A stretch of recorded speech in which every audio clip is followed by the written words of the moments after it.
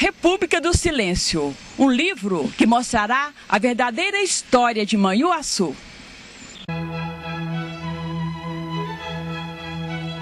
A República do Silêncio, manifestações do poder local do leste de Minas de 1877 a 1896, do autor Flávio Mateus dos Santos. Flávio realizou estudos do curso de mestrado em História na Universidade Severino Sombra de Vassouras, Rio de Janeiro, onde recebeu o acompanhamento e a orientação da doutora Surama Conde Sá, grande historiadora brasileira e professora adjunta da Universidade Federal Rural do Rio de Janeiro, onde ocupa a cadeira de História do Brasil. E quem diria que o município de Manhuaçu já foi uma república independente do Brasil e como é da própria? São coisas, fatos incríveis que muita gente não conhece. E ele vai falar para a gente a respeito desse seu projeto, que já está em evidência, né, Flávio? Claro, eu queria agradecer a oportunidade de estar participando do seu programa, uma vez que é muito importante para mim não só divulgar esse trabalho que é fruto de 12 anos de pesquisa, mas como também lançar luz sobre o passado histórico de nossa região.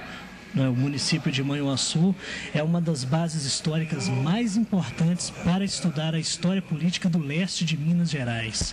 Fala pra gente, são muitas as histórias, né? Os historiadores, os escritores que têm feito esse trabalho, cada um contando do seu modo, né?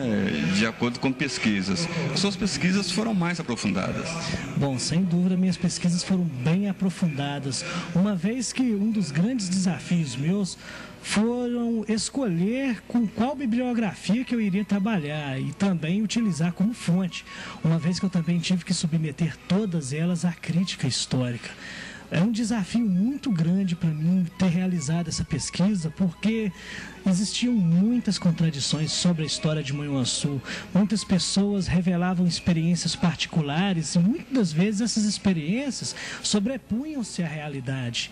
Então é muito complicado escrever sobre o passado de uma região, submetê-lo à história quando você tem muitas contradições a serem feitas. Eu, na primeira parte do meu livro, no primeiro capítulo, eu ensino e mostro também ao leitor com qual tipo de bibliografia que eu trabalhei, não é? E com qual que as pessoas que falaram sobre Manhuaçu trabalharam.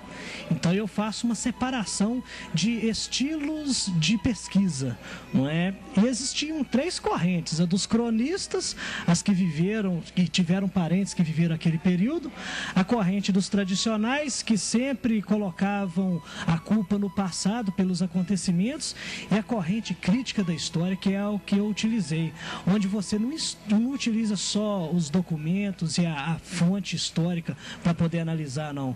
Eu não trabalhei só com história para poder analisar a história de Manhuaçu, não. Eu trabalhei com geografia, com numismática, com análise de símbolos, com matemática, com física, química, geografia, enfim, eu utilizei e me vali de diversas ciências para estudar o passado histórico de Manhuaçu. E como que Caratinga entra na história de Manhuaçu? Olha, não só Caratinga, mas outros 51 municípios mineiros entram nessa prática, porque foi Manhuaçu que deu base para a formação política de toda essa região. Todos os políticos que fundamentaram os 51 municípios que pertenciam a Manhuaçu, eles tiveram a sua base aqui dentro dos grupos políticos que se formaram aqui dentro. Caratinga é um deles, porque Caratinga foi o primeiro município a emancipar de Manhuaçu. Foi uma perda muito grande para Manhuaçu, em 1890, perder Caratinga, né, que era também uma das bases econômicas do município. Então, gradativamente, ao longo dos anos, Manhuaçu foi sendo punido com a perda de sua extensão territorial. Manhuaçu possuía 18.102 quilômetros quadrados, hoje possui 627 quilômetros.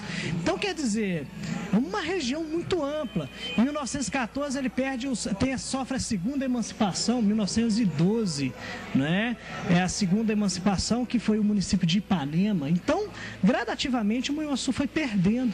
E a base que fez isso nasceu aqui dentro de Manhuaçu. Manhuaçu hoje, quantos anos, né, de vida, né, de emancipação. Mas para você, segundo pesquisas, Manhuaçu tem além.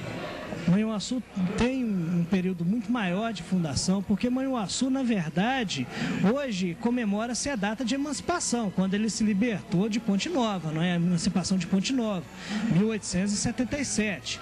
Só que Manhuaçu vai muito além disso, que a fundação do Arraial de Manhuaçu, onde era administrada a estrutura política que comandaria essa região, foi feita em 1824, onde hoje se localiza o município de Aimorés. Então foi lá em Aimorés que começou o chamado aldeamento do Manhuaçu, fundado pelo francês Guido Tomás Marlier.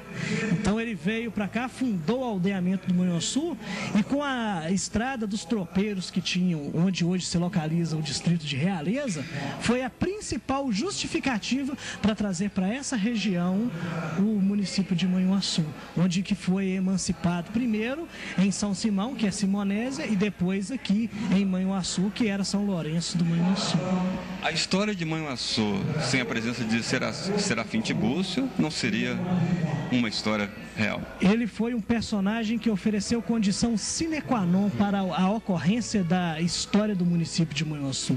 Sem dúvida, um instrumento do Estado, um instrumento de produção econômica para a nossa região, que ele era um dos grandes empresários do município de Manhuaçu, não só ele, como também o Frederico Dolabella, o vigário Odorico Dolabella, enfim, todos tiveram uma importância peculiar nessa história.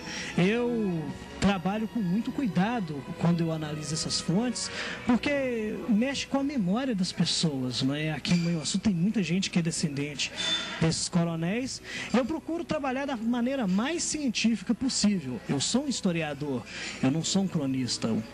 Sua formação, e falando também sobre as parcerias de especialistas nesta área, pesquisadores. Sim, eu já venho trazendo esse assunto há 12 anos, como eu disse. Foi tema da minha monografia da Faculdade de História, eu me formei em Caratinga em História, licenciatura plena. Foi tema também da minha monografia para a conclusão da especialização em História do Brasil, que eu tenho especialização em História do Brasil, e foi tema finalmente da minha dissertação de mestrado, que eu sou mestre em História Social, em linha política, pela Universidade Severino Sombra. Eu obtive nota máxima e ainda tive a participação na minha banca de um dos grandes historiadores, não é, que é o doutor José de Assunção Barros, e a minha orientadora, a doutora Surama Conde Sá. Então, foi um trabalho científico muito árduo e que vale a pena as pessoas terem esse material para conhecer um pouco do passado histórico da nossa região. Em rodar esse livro na gráfica, a boneca já se encontra pronta. A UNEC, que é o Centro Universitário de Caratinga, ela fez a editoração completa do meu livro, não é?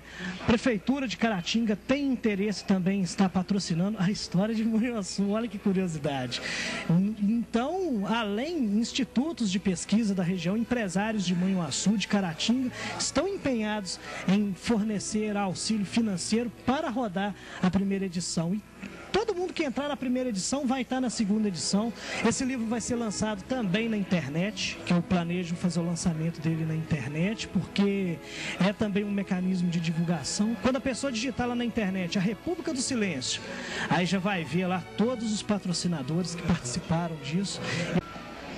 O historiador e escritor Flávio Matheus foi o nosso entrevistado no Sala de Cultura do programa Raízes de hoje.